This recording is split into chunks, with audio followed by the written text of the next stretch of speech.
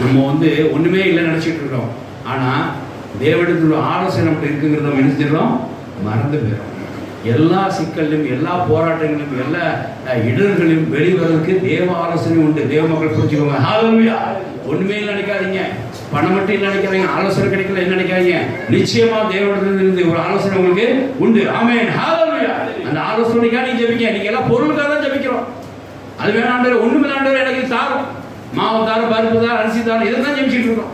இதெல்லாம் பெற்றுக்கொள்ளத்தக்கதாக ஒரு ஆலோசனை தான் ஜெபிச்சு பாருங்க. கர்த்தர் ஆலோசனை, கர்த்தர் அங்கிருந்து சகாயம் செய்வார். ஹல்லேலூயா. எருபசாம் சோத்திரம்.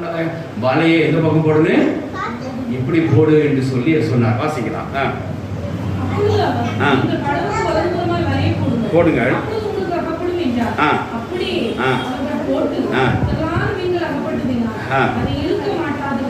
ஆமென். ஹல்லேலூயா. எப்படி பாருங்க.